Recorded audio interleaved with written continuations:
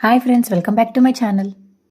ఒకటి మీకు బాగా ఇష్టమైందండి. ఏంటి మందా మీనా? అవును. మరి ఇంకోటి ఏంటి?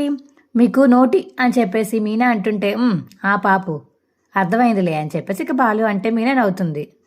ఏంటి ఉడుక్కుంటారని ముందే చెప్పాను కదండి. నన్ను అంత మాట అంటావా? నేనే కాదు, ఊరంతా అంటారండి. ఎవరు వాళ్ళు అనేది? వాళ్ళ నానికి చీరేస్తా, దీన్నే అంటారు నోటి అని చెప్పేసి మీనా అంటుంటే ఏయ్ ఏ అని చెప్పేసి మీనా వెనకతలు పడతాడు బాలు. నేను నీకంటేనే భయం పోయింది పూలకంప, మీకు అసలు అంట ఎవరైనా భయం లేదు కదండి ముళ్ళకంప అని చెప్పేసి బుగ్గగిల్లేసి వెళ్ళిపోతుంది మీనా బయటికి. దీంది వృశ్చిక రాశి అనుకుంటా, తేలికుట్టినట్టు కుట్టిపోయింది అని బాలు అనుకుంటాడు. ఇంకా సత్యం పేపర్ చదువుతూ ఉండగా రోహిణి మరియు మనోజ్ ఇద్దరు లోపలికి వస్తారు. నాన్న అమ్మ ఎక్కడుంది నాన్న అని చెప్పి సత్యం అడుగుతుంటే, ఎవరు అని సత్యం అడుగుతుంటే, అమ్మ నాన్న, మా అమ్మ ఊర్లో ఉంది అని సత్యం అంటాడు. మా అమ్మ నాన్న గోదట్లో కొట్టుకుపోయిందిరా అని చెప్పేసి సత్యం అంటాడు. వెళ్ళి దూకేసిందా? ఏమైంది నాన్న అని అడుగుతావేంట్రా? ఎక్కడుందో ఏం చేస్తుందో అందరికన్నా నీకే బాగా తెలుసు కదా, తోడు దొంగలు కదా మీ ఇద్దరు. నేను ఇప్పుడు ఏమన్నాను నాన్న? రే అమాయకంగా మాట్లాడకు. ఏమన్నానని కాదురా, ఏం చేశాను అని అడుగు. ఈ ఇంట్లో ప్రతి గోడ నీ చరిత్ర చెప్తుంది. మనోజ్, మావయ్య అత్తయ్యతో మాట్లాడడం లేదు కదా, నువ్వు వెళ్ళి అత్తయ్యని తీసుకురా అని రోహిణి అంటుంటే, ఏయ్ నువ్వు ఆగు, ఇప్పుడు అది ఇక్కడికి ఎందుకమ్మా, కొంచెం మాట్లాడే పనుంది మావయ్య. సరే అయితే మీరు మాట్లాడుకోండి, నేను వెళ్తాను అని సత్యం వెళ్తుంటే, ఆగండి మావయ్య ప్లీజ్ కూర్చోండి, నువ్వు వెళ్ళు మనోజ్ అని చెప్పేసి మనోజ్ని పంపుతుంది రోహిణి. మీనా, బాలు ఇంట్లో ఉన్నాడా? ఉన్నారు. ఎందుకు? పనుంది మీనా, ఒకసారి పిలుస్తావా? ఎవండి ఎవండి అని పిలుస్తుంది మీనా. రవిశ్రుతి ఎక్కడున్నారు? ఇంకా రాలేదు రోహిణి.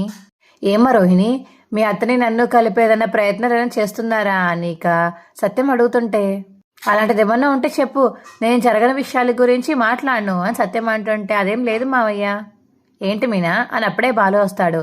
రోహిణి పిలవమంది. ఏంటంట అని చెప్పేసి బాలు అంటుంటే, ఏంటంటే చెప్పవేంట్రా నువ్వు కూడా అని చెప్పేసి మనోజ్ని అంటుంది ప్రభావతి. అమ్మా, నా కంఠంలో ప్రాణమంత వరకు నీ మీద ఈగ వాళ్ళనివనమ్మా. ఈగలెందుకు వాళ్తాయిరా? అమ్మ ఏమన్నా బెల్లం ఏంట్రా అని చెప్పేసి ప్రభావతి అంటుంది. అమ్మ మీద చిన్న మాట కూడా పడనివ్వను అంటున్నానమ్మా అని చెప్పేసి మనోజ్ అంటుంటే, అసలు అమ్మ మాట పడేది నీ వల్లే కదరా నగలు మింగినోడా అని బాలు అంటాడు. నోటుకొచ్చినట్టు మాట్లాడక బాలు, ఈ ఇంట్లో మనోజ్ ఒక్కడే తప్పు చేయలేదు. అవును పార్లరమ్మా, నువ్వు కూడా తప్పు చేసావు కదా, మర్చిపోయాను అని బాలు అంటాడు. అసలు నేను అంత పెద్ద తప్పేం చేశాను? ఏం చేసావారా? తప్పే చేసావు, 40 లక్షలు మింగేశావు అని బాలు ఇంగ్లీష్ చెప్తుంటే, ఆపు బాలు, అత్తయ్య మీరు వచ్చి కూర్చోండి అని రోహిణి పిలుస్తుంది. ఎవరు పడితే ఎదురుగా కూర్చోడానికి వీం లేదు, నించోమని చెప్పండి అని సత్యం అంటాడు. ఎందుకు పిలిచావో తొందరగా చెప్పమ్మా, ఈ దుష్టగ్రహాలు మొహాలు చూడలేకపోతున్నాను అని సత్యం అంటాడు. ఇంకా బ్యాగ్లోంచి డబ్బులు తీస్తుంది బయటికి రోహిణి. మావయ్య, మనోజ్ మీనాని నగలమ్ముకున్నాడని బాలు ప్రతిక్షణం అవమానిస్తున్నాడు కదా, అందుకనే డబ్బులు తీసుకొచ్చాను మావయ్య. చూసుకోరా, మాట అంటే మాటే అని మనసు అంటుంటే, ఏరా నువ్వు తెచ్చావా పార్లరమ్మ తెచ్చిందా? రోహిణి తెచ్చింది, మరి నువ్వు బిల్డప్ ఇస్తావేంట్రా బెత్తరోడా, ఆపు అని చెప్పేసి బాలు అంటాడు. అసలు ఇంత డబ్బు నువ్వెక్కడి నుంచి తెచ్చావమ్మా? అమ్మో, అమ్మ నంగలు మింగేశాడో పార్లమ్మ నంగలు మింగేశాడో వెళ్ళి చూసుకోండి ముందు అని బాలు అంటాడు. ఇది మా నాన్న నాకు పంపించారు అత్తయ్య. మీ నాన్న జైల్లో ఉన్నాడు కదమ్మా. జైల్లో కూడా బ్యాంక్ ఉంటుందేమో నాన్న అని బాలు అంటాడు సత్యంతో. మా మామగారు మలేషియా మావయ్యతో పంపించారు. ఏదో చేశారు మీనా, మనకెందుకండి వదిలేయండి అని మీనా అంటుంది బాలుతోటి. ఏంటి మీ నాన్న డబ్బులు అడిగావా అంటే, ఈ నగల విషయం ఈ గొడవలన్నీ మీ నాన్నతో చెప్పేశావా అని ప్రభావతి అంటుంటే, లేదత్తయ్య, మన కుటుంబ విషయాలు ఇక్కడ జరిగే రచ్చ అక్కడెందుకు చెప్తాను. అవును, ఆయన ఏకంగా జైల్లోనే కూర్చొని చెప్పుకూడ తింటున్నాడు, అంతకన్నా దారుణాలు ఇక్కడ ఏం జరిగాయిలే అని బాలు అంటాడు. ఇంకా చూస్తావేంటి, తీసుకో అని, ఈ డబ్బు కోసమే కదా నన్ను అందరూ అన్నవైపులో కొట్టారు, ఇంకా కొన్ని ప్లేస్లు వదిలేశాను రా అని మనోజ్ని బాలు అంటుంటే, మనోజ్ ముందు డబ్బులు ఇవ్వు అని రోహిణి పిలుస్తుంది. ఇదిగో నాన్న అని మనోజ్ సత్యంకి ఇస్తుంటే, నాకిస్తావేంట్రా, దొంగతనం చేసింది నా దగ్గర, ఎవరి నగలు తీసావో వాళ్ళకే ఈ డబ్బు ఇవ్వు అని సత్యం అంటాడు. నా వైపు చూస్తావేంట్రా, పెళ్ళం నగలు మింగేశావని దుమ్మెత్తిపోసాడు కదా, వాడి చేతికి ఇవ్వు అని ప్రభావతి అంటుంది. రే ఇదిగో పొద్దున్నే మాటిచ్చాం, సాయంత్రం డబ్బులు ఇస్తున్నాం, వద్దు అని బాలు అంటాడు. మనోజ్ అలా అంటుంటే, ఎందుకొద్దురా సత్యం అంటుంటే, నాకొద్దు నాన్న. ఎందుకొద్దురా, వాళ్ళు మాకు ఇవ్వాల్సింది 4 లక్షలు, ఇవి 2 లక్షలే నాన్న, ఇందులో సగం కూడా మింగేశారు అని బాలు అంటాడు. ఏంటమ్మా రోహిణి నిజమేనా అని సత్యం అడుగుతుంటే, మొత్తం 4 లక్షలు కదమ్మా అని సత్యం అంటుంటే, ఇప్పటికి తీసుకోమనండి మావయ్య, తొందరలోనే మిగతా డబ్బులు కూడా ఇచ్చేస్తాము అని రోహిణి అంటుంది. ఆ ముక్క ముందు చెప్పాలి కదా పార్లరమ్మ, డబ్బులు నా చేతిలో పెట్టాక నేను దాచిపెట్టాక తర్వాత లెక్కలేసి చూసుకుంటే తక్కువ వచ్చిందన్నప్పుడు మేము 4 లక్షలే ఇచ్చామని చెప్పడానికే కదా నేను అడిగేదాకా మీరు చెప్పలేదు, నువ్వు ఈ తల్లి కొడుకుతో కలిసిపోయే పార్లరమ్మ అని బాలు అంటాడు. లేదు బాలు, నేను చెప్పాలనుకున్నాను, ఇవి 2 లక్షలే, మొత్తం ఒకేసారి ట్రాన్స్ఫర్ చేయడానికి వీలు కాదని మా నాన్న ముందు ఇంటి డబ్బులు ఇచ్చారు.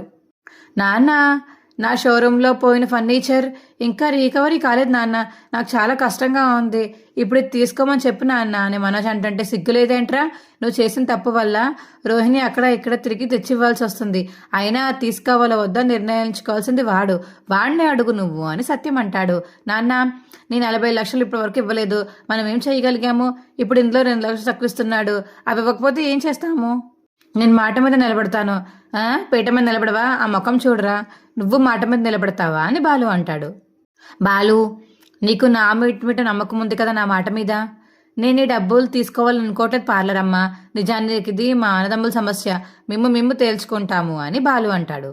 మనోజ్ వేరు నేను వేరు కాదు కదా బాలు, తీసుకో, రోహిణి చెప్తుంది కదండి, ఇంకేమీ మాట్లాడకుండా తీసుకోండి, ఇటివరా, మిగతా 2 లక్షలు నాకు తొందరలోనే కావాలి, ఇస్తాను అని రోహిణి అంటుంది. కానీ మాటికి మనోజ్ని అవమానించకూడదు, దానికి నేను గ్యారెంటీ ఇవ్వలేను పార్లరమ్మ, మళ్ళీ ఏదైనా పని చేస్తే రక్షించలేరు ఎవరు అని చెప్పేసి బాలు అంటాడు.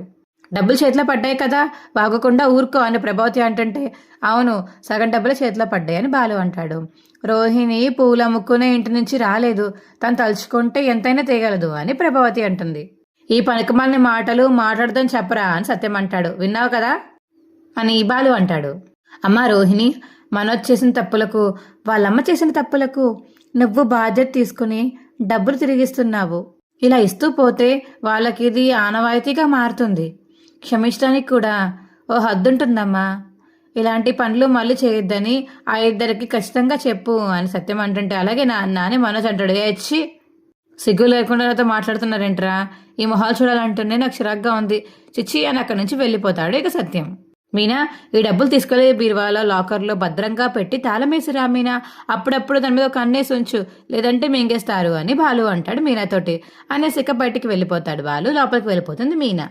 ఏంటమ్మా రోహిణి, అడిగిన దానివి ఆ 4 లక్షలు అడుగుంటే సరిపోయేది కదా, వీళ్ళతో అడ్డమైన మాటలు పడాల్సి వస్తుంది, బ్యాంక్ అకౌంట్ సీజ్ చేశారు కదా అత్తయ్య, అందుకే పూర్తిగా ఇవ్వలేకపోయారు అని రోహిణి అంటుంది. సరే ఏం చేస్తాం, పూర్తిగా తిరిగిచ్చేదాకా వాడి నస తట్టుకోవాల్సిందే అని ప్రభావతి అంటుంది. అనవసరంగా మనం దాచుకోని డబ్బుల నుంచి 2 లక్షలు పోయాయి. చీనవర్మి మనోజ్, ఇదంతా నగలు దొంగతనం చేయాల్సి ముందు ఆలోచించాలి, అసలు నీకు ప్రాబ్లం వచ్చినప్పుడే ఈ డబ్బులు వాడేసుకుంటే నా పరువు నీ పరువు దక్కేది, నీ వల్ల అత్తయ్యతో మాట్లాడమే మానేశారు, ఇంకొకసారి ఇలా చేసావంటే బాలు కాదు నేనే నిన్ను నిలబెట్టి డబ్బులు వేస్తాను అని చెప్పేసి ఇక రోహిణి ఎక్కడి నుంచి వెళ్ళిపోతుంది. ఏంటో, మాటల కన్నా ముందు నోట్లో ముఖ్యమని ఈ వెరిజన్లు ఎప్పుడు తెలుసుకుంటారే ఏంటో అని మనోజ్లో తాను మాట్లాడుకుంటూ ఉంటాడు. ఇక మీనా కిచెన్ రూమ్లో అన్ని సర్దుతూ ఉంటుంది. అప్పుడే బాలు మీనా అని పిలుస్తాడు. ఇంకా పని కాలేదా మీనా? లేదండి. పాలు కావాలా? వద్దు. పాలు కావాలా? వద్దు. ఆకలి లేదు మీనా. దిండు కావాలా? దాని మీద పెట్టుకోవడానికి పడుకోవడానికి తల కూడా కావాలి. పద పడుకుందామని సూటుగా చెప్పొచ్చు కదండి. పొద్దున్నే లేవాలి మీనా. ట్రిప్ ఉందా అండి? కాదు. మరేంటి? నాతో పాటు నువ్వు లేవాలి. నేను లేచాకే ఊరు పళ్ళు తోముతుంది, మీకు తెలీదా? మీరు లేచి నువ్వు పలు చకచక పనులన్నీ చేయాలి. ఎందుకు చేయాలండి? మనం బయటికి వెళ్ళాలి. ఎందుకు వెళ్ళాలండి? గాడిద పళ్ళు తోమాలి మీనా. లేకపోతే ఏంటి? నన్ను పూర్తిగా చెప్పనిస్తే కదా. మీరు పూర్తిగా చెప్తేనే కదా. సరే, ఇప్పుడు గ్యాప్ ఇవ్వు, చెప్తాను. చెప్పండి. ఆ నగలు మింగినోడు 2 లక్షలు కక్కాడు కదా. ఆ 2 లక్షలతో మనం బంగారం కొనుక్కోవడానికి వెళ్ళాలి. నగలా? అవును. నీ నగలు అమ్మని డబ్బే కదా అవి. అవి ఇంట్లో పెడితే లక్షలు చూడగానే మనజగడు మింగేస్తాడు. పాలరమ్మకి పౌరుషం ఎక్కువ, వాడికి రోషం తక్కువ. నాకు నగలు వద్దండి. ఎందుకు వద్దు మీనా? నేను నగలు వద్దని అత్తయ్యకి తీసిచ్చానండి.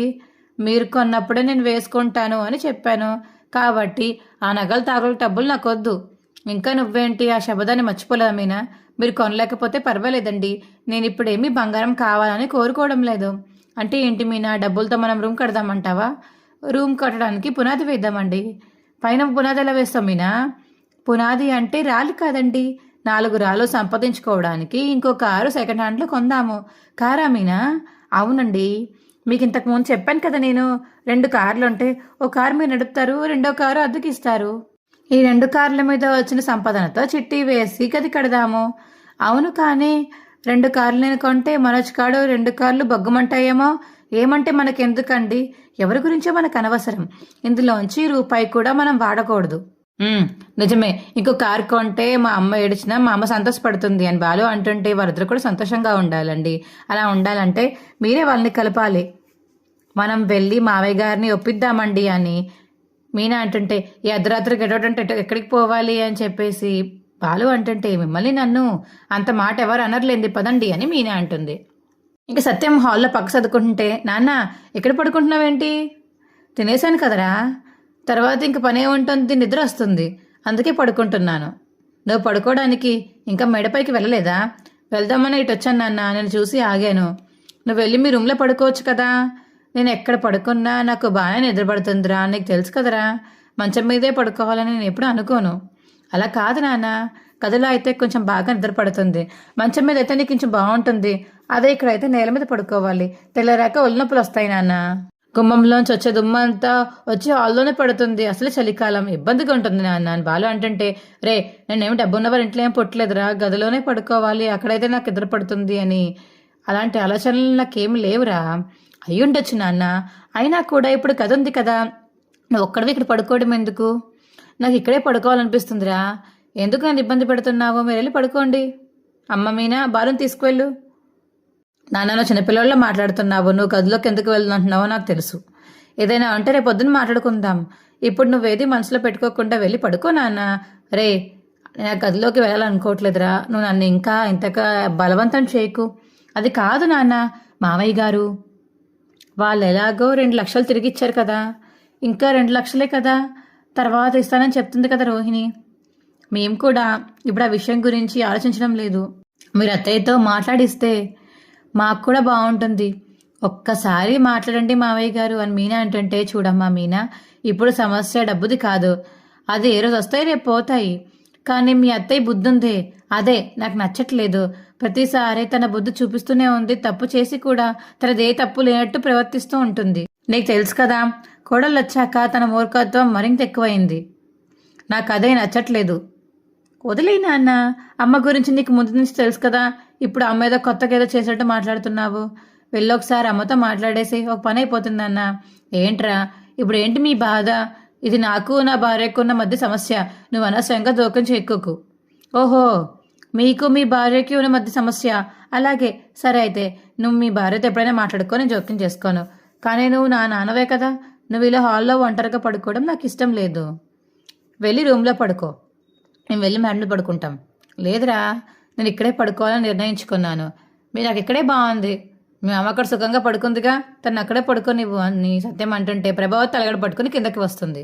నేను ఒక్కదాన్నే ఆ గదిలో సుఖంగా ఏం పడుకోవాలనుకోవట్లేదు. నా కోసం వేరే ఎవరు బయట పడుకోవాల్సిన అవసరం లేదు, నేను ఇక్కడే పడుకుంటాను. అయ్యో అత్తయ్య, మీరిప్పుడు ఎందుకు బయటకు వచ్చారు? మీరు వెళ్ళి గదిలో పడుకోండి, కాసేట్లో మావయ్య గారే వస్తారు అని మీనా అంటుంటే, ఏం అవసరం లేదు, నేను ఇక్కడే పడుకుంటాను. నా వల్లే ఇంట్లో సమస్యలన్నీ వస్తున్నట్టు అందరూ నన్ను ఆడిపోసుకుంటున్నారు కదా. కొంతమంది అయితే నాతో మాట్లాడటమే మానేశారు. నాన్న, నువ్వు వెళ్ళి గదిలో పడుకో అనేసి బాలు అంటుంటే, వెళ్ళి నాన్న అంటే ఇక సత్యం అయితే దిండి తీసుకుని పైకి వెళ్ళిపోతాడు. అత్తయ్య, మావయ్య వెళ్ళారుగా, మీరు కూడా వెళ్ళండి అని మీనా అంటుంటే, నేను ఎలా వెళ్తాను? నేను అక్కడ ఉన్నంతసేపు ఆయన ఇక్కడ పడుకుంటున్నా అన్నారు. నేను ఇక్కడికి వచ్చేసాక ఆయన అక్కడికి వెళ్ళిపోయారు. అంటే ఆయనకి నాతో కలిసి పడుకోవడం ఇష్టం లేదనే కదా అర్థం. ఆయన సగం తటుంచు, నీకు కావాల్సింది అదే కదే, అంతా నువ్వన్నట్టుగానే జరుగుతుంది కదా, సంతోషమేనా? నేనేది ఆలోచించినా మీకు తప్పుగానే అర్థమవుతుంది, మీకు ఎలా అనిపిస్తే అలా అనుకోండి అని మీనా వెళ్ళిపోతుంది అక్కడి నుంచి. నువ్వు మీనాని ఏదోటి అనకపోతే నిద్ర పట్టదని నీకు, వెళ్ళి పడుకో, సంతోషంగా పడుకుని హాయిగా నిద్రపో అని బాలు అంటాడు. ఇంక పొద్దున్న లేచాక మీనా అయితే కాఫీ పెడుతుంది. గుడ్ మార్నింగ్ మీనా, ఎంత తొందరగా లేచావేంటి శృతి? అదేమీ ప్రపంచం అంత కాదు కదా, ఎందుకంత షాక్ అయ్యావు? ఇంత తొందరగా నువ్వు నిద్ర లేవవు కదా, మెలకు వచ్చింది మీనా, నిద్ర పట్టట్లేదు. కాఫీ తాగుతావా? 100% తాగుతాను అని మీనాతో అంటుంది. అప్పుడే ఇక రోహిణి వస్తుంది. నువ్వు ఇంత పొద్దున్నే లేచావేంటి శృతి? నీకు కూడా వండర్గానే ఉందా? రవి ప్రతిమలాడితే తప్ప లేవవు కదా, అరగంట, పావుగంట, 10 minutes, 5 minutes అని. ఇవన్నీ నీకెలా తెలుసు అని శృతి అడుగుతుంది. మా బెడ్రూమ్ ఏమైనా మలేషియాలో ఉందా? మీ పక్కనేగా అని రోహిణి అంటుంది. ఇక మీనా అయితే కాఫీ పెడుతుంది. థ్యాంక్ యూ మీనా అని చెప్పేసి ఇక శృతి తీసుకుంటుంది. ఇక ముగ్గురు కూర్చుని కాఫీ తాగుతూ ఉంటారు. అత్తయ్యకి కాఫీ ఇచ్చావా మీనా? ఇచ్చాను. అక్కడ ఉన్న సింక్ తాగింది. అదేంటి? ఆవిడ అందులో పారిపోసేశారు అని మీనా అంటుంది. ఇంకిద్దరు నవ్వుకుంటారు. ఆంటీ నీ మీద కోపంగా ఉన్నారా అని శృతి అడుగుతుంటే, అవును. ఇంతకీ నువ్వేం చేసావు మీనా? మావయ్య మాట్లాడడం లేదు కదా అంటే దానికి మీనా మీద ఎందుకు కోపం రోహిణి? బాలు చాలా మాటలు అన్నాడు కదా.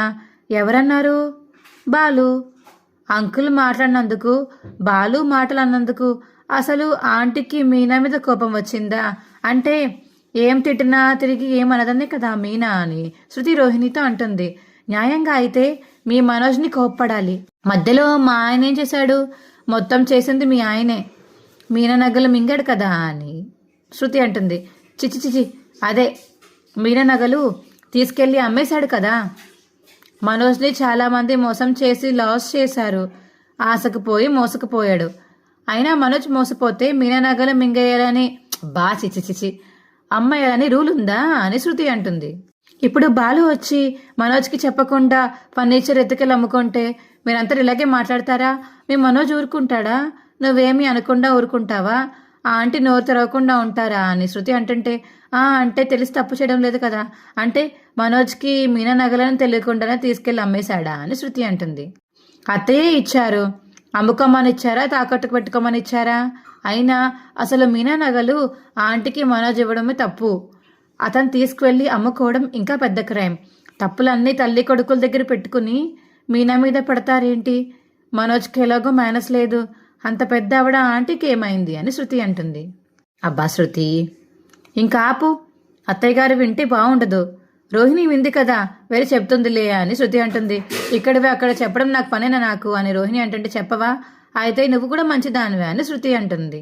ఇక నెక్స్ట్ వచ్చే ప్రెమలో అయితే శృతి అయితే ప్రెగ్నెన్సీ డెలివరీ సీన్కి డబ్బింగ్ చెప్తూ ఉంటుంది.